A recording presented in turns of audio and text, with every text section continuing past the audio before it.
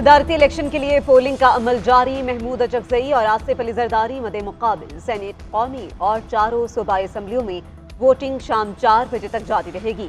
آصف زرداری، شہباز شریف، بلاول بھٹو نے بھی vote cast کر دیے۔ سینیٹر شیری رحمان آصف علی زرداری کی پولنگ ایجنٹ مقرر۔ سینیٹر شفیق ترین محمود خان اچکزئی کے پولنگ ایجنٹ ہے۔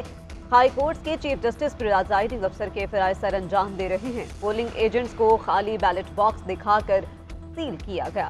ووٹنگ مکمل ہونے پر باکس پولنگ ایجنٹس کی موجودگی میں کھولے جائیں گے۔ چیف الیکشن کمشنر صدارتی امیدوار کی کامیابی کا حتمی اعلان آج شام کو ہی کریں گے۔ نئے صدر کل عہدے کا حلف اٹھائیں گے۔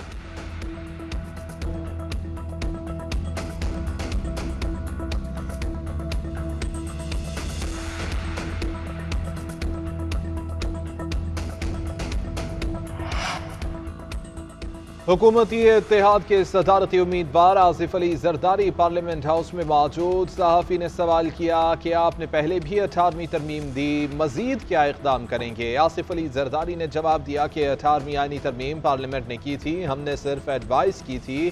پہلے بھی جو ہوا پارلیمنٹ نے کیا، اب بھی پارلیمنٹ ہی کرے گی۔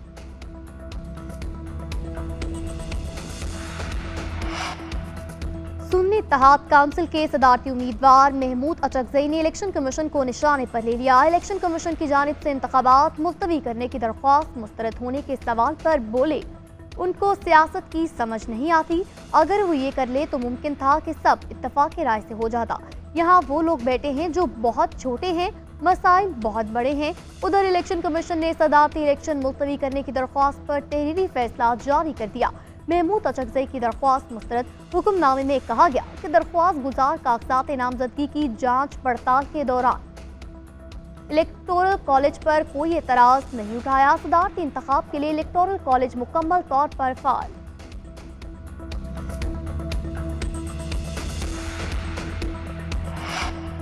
سنی اتحاد کونسل کی مخصوص نشستوں پر منتخب اراکین کو ووٹنگ سے روکنے کی درخواست رانا آفتاب نے گزشتہ روز حلف لینے والے 24 اراکین کے خلاف درخواست دی۔ موقف اختیار کیا کہ گزشتہ روز حلف اٹھانے والے حکومتی اتحاد کے اراکین کا ایوان سے کوئی تعلق نہیں۔ پریزائڈنگ افسر پنجاب اسمبلی نے رانا آفتاب کی درخواست مسترد کر دی۔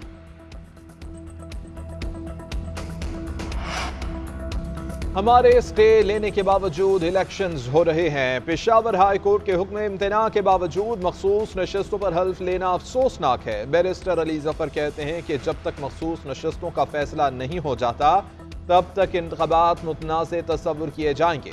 لطیف کھوسا نے کہا کہ اس سے زیادہ متنازع انتخاب تاریخ میں نہیں ہو سکتا۔ مسترد شدہ عناصر عوام کے حق پر ڈاکہ ڈال رہے ہیں۔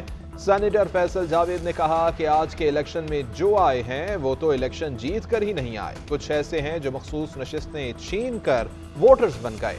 آج کے انتخاب میں زیادہ تر تو اہل ہی نہیں۔ عامر ڈوگر نے کہا کہ قوم کی بدقسمتی ہے کہ اس طرح صدارتی الیکشن ہو رہے ہیں۔ الیکشن کمیشن جانبدار ہے، حق پرست اور جمہوریت کی بات کرنے والے محمود اچکزئی کو ووٹ دیں گے۔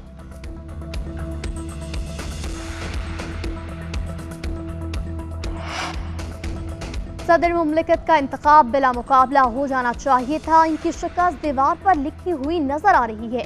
حنیف عباسی کا کہنا ہے کہ وزیر اعظم بن گیا، وزیر اعلیٰ بنائے، اب صدر بھی منتخب ہو جائے گا۔ تہمینہ دولتانہ بولی، ARD میں بے نظیر اور نواز شریف نے طے کیا تھا کہ مل کر چلنا ہے، ہم ساتھ چلتے تو پاکستان بھارت سے بھی آگے ہوتا۔ امیر مقام نے کہا کہ جمہوریت کا حسن ہے ہر کوئی حصہ لے۔ وزیر اعلیٰ خیبر پختونخوا اور ان کی پارٹی کا ایجنڈا اپنے لیڈر کو خوش کرنا ہے۔ خلیل طاہر سندھو کا کہنا ہے مسلم لیگ نون آصف علی زرداری کی حمایت کر رہی ہے۔ خواجہ سلمان رفیق نے کہا لڑائی جھگڑے سے ملک نہیں چلتے، زرداری آج الیکشن جیتیں گے، مخالف امیدوار سے دگنا ووٹ لیں گے۔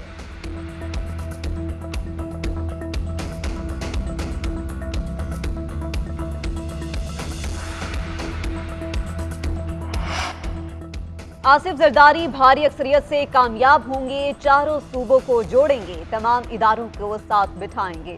شرجیل میمن کا کہنا ہے کہ ملک کو آگے چلنا ہے تو نفرت اور الزام تراشی کی سیاست ختم کرنا ہوگی۔ پہلے محمود اچکزئی PTI کو برے لگتے تھے، اب انہوں نے اداروں کو برا بھلا کہا تو PTI کے امیدوار بن گئے۔ جو ملک کے خلاف باتیں کرے وہ PTI کا پسندیدہ ہے۔ ناصر حسین شاہ نے کہا آصف زرداری 400 سے زائد ووٹ لیں گے۔ सिंध समेत पूरे पाकिस्तान से सरप्राइज नजर आएंगे। अली हैदर गिलानी बोले, आसिफ जरदारी आज भारी अक्सरियत से दोबारा सदर मुंतखब होंगे। वो वाहिद शख्स जिन्होंने पहले भी बतौर सदर अपने इख्तियारात पार्लियामेंट को दिए।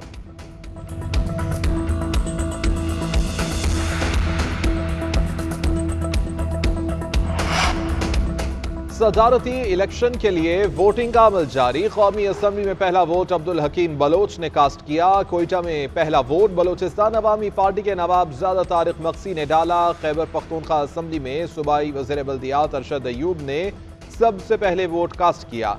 पंजाब असम्बली में हुकूमत की जानिब से मखसूस नशस्त पर मुंतखब आबिदा रशीद ने सबसे पहले पोलिंग में हिस्सा लिया। सिंध से MQM के रुकने असम्बली अब्दुल बासित ने पहला वोट कास्ट किया। सेनेट, कौमी और सूबाई असम्बलियों में सुन्नी इत्तेहाद काउंसिल के उम्मीदवारों का एहतजाज, नारे लगाते हुए ऐवान में दाखिल हुए।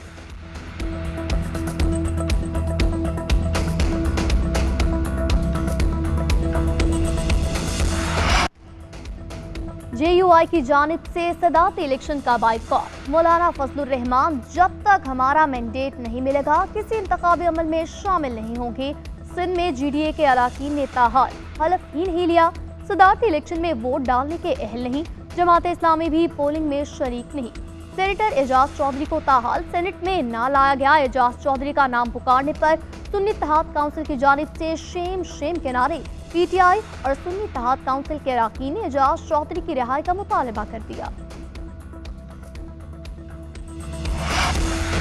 हालात बताएंगे कि पीपल्स पार्टी के साथ चलेंगे या नहीं। हमारे साथ धोखा हुआ तो हम भी तैयारी कर रहे हैं। हम जमहूरियत के साथ धोखा नहीं होने देंगे। खालिद मकबूल सदीकी कहते हैं, सियासत में इख्तिलाफात होते रहते हैं, हमारे मुतालिबात की राह में ये जागीरदाना जमहूरियत रुकावट है। सहाफी ने सवाल किया कि किस मुआहदे के साथ वोट दे रहे हैं। खालिद मकबूल सदीकी बोले, दुआओं के साथ वोट दे रहे हैं। उम्मीद है कि हुक्मरान तमाम पाकिस्तानियों को बराबर समझेंगे। अमीनुल हक ने कहा कि उम्मीद है जमहूरियत की रवायत कायम रहेगी। आसिफ जरदारी पार्लियामेंट की मजबूती के लिए काम करेंगे।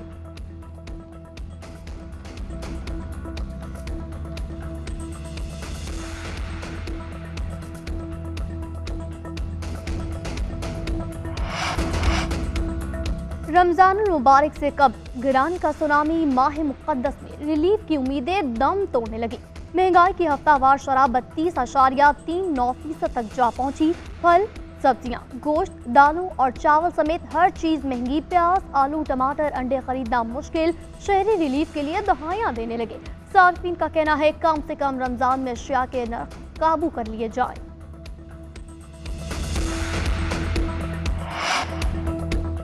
और PSL सीजन 9 में आज रिवायती हरीफ पंजा आजमाई करेंगे। कराची किंग्स बका की जंग लड़ने के कलंदर्स के खिलाफ मैदान में उतरेगी। लाहौर कलंदर्स प्लेऑफ की दौड़ से बाहर। कलंदर्स शिकस्त का बदला लेने के लिए बेताब। कराची का नेशनल स्टेडियम क्रिकेट टीमों की मेजबानी करेगा।